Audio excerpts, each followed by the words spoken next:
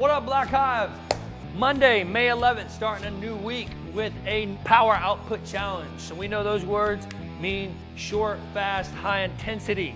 We have a 5-minute AMRAP, 9 handstand push-ups, 6 burpees, and 3 power snatch at 95 and 65 pounds. So we want to get as many rounds and reps as possible of our 9, 6, 3. So for this, we're looking for hopefully unbroken.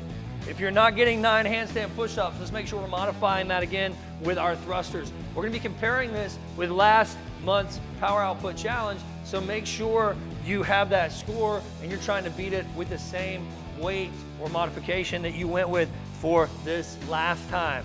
So again, maybe your modification was dumbbell thrusters, make sure you're using the right load. If it's handstand push-ups, make sure you're using the same plate. If you are going to the handstand push-up because you've built enough strength with that thruster from the last time, that's great. You've already won. So move on to that handstand push-up, or if you had a plate, you're going with a 25, make sure to note that, because that is a huge win. This is to show you that you're getting better and you're moving ahead in your fitness. 6 burpees, get the work done. We know what that looks like. Get up, get that clap at the top, a little air underneath the feet, and then 3 power snatch, 95 and 65. 3 should definitely be unbroken, unquestionably. Touch that ground, get everything, big triple extension, get that barbell overhead, lock it out, get it back to the ground, back up. Unbroken, unquestionably. So make sure you know your score, and let's try to beat that score that you got last time. We're gonna move on to our Metcon, which is 3 rounds for time, 2 rope climbs, 50 wall balls, 20 and 14 pounds for our males and 14 for our females. 3 rounds should be pretty tough. The 2 rope climbs, oddly enough, will be your rest here, so enjoy them while you're climbing up that 15-foot rope.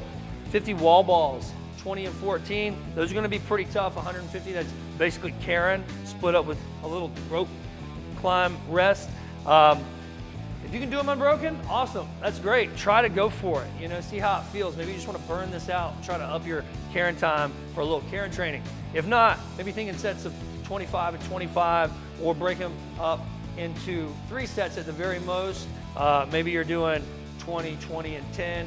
Have a game plan, get that game plan and stick to it, don't change it. Again, it just depends on what you want out of this thing. For me, I'm gonna try and go unbroken, see how that goes. If the wheels fall off, they fall off. My mentality is I wanna get a better Karen time. Again, just try to make sure you're getting to a 10-foot target for our men, a 9-foot target for our women. If we don't have any ropes or wall balls, we have our Black Hive at home, 3 rounds for time, 200-meter bear crawl, 50 goblet squats. So 50 goblet squats with an odd object, kettlebell, dumbbell. Make sure you're using an appropriate load. We're not really prescribing one here. We want you to make sure you're thinking in terms, if you're doing 50 goblet squats, again, think like you're thinking with a wall ball, 25 and 25, maybe 2 sets of 20 and 10, maybe it's a set of 20, 15 and 15, but you try to keep that rest minimal, keep that heart rate up. If that's not enough for you, 3 rounds for time, 15 power snatch, 75 pounds for our men, 55 pounds for our women, 10 clean and jerks, 75 and 55 with that same barbell, and then a 250-meter row. So 3 rounds, the volume and the weight speak to me to say, I wanna go right from my power snatch into my clean and jerks. Some people have the proficiency to go in a hand swap pretty quickly, so we wanna just get that barbell back to the ground, get into the clean and jerk, make sure you're setting up for success, but don't take any rest between those two, so use a weight that's gonna be conducive with that. It might be 35, 45 for the women, it might be 55 or 65 for the men, but 15 power snatch, ground to overhead, and then 10 clean and jerks, front rack to that overhead position with the jerk. 250-meter row, we're thinking in terms of trying to keep it upwards of 95% or so of our 500 meters.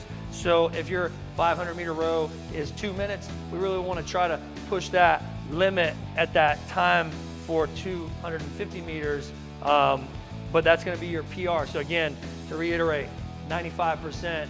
If you're a 2-minute row for your 500, you want to be rowing a 2-minute split for 250 meters each round.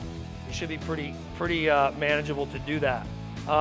So These all look pretty fun. They're gonna be fast burners, and just stick with it, get the intensity level up. Really try to keep your lungs burning. I can't wait to see you guys score on the scoreboard for these. I can't wait to get mine up there.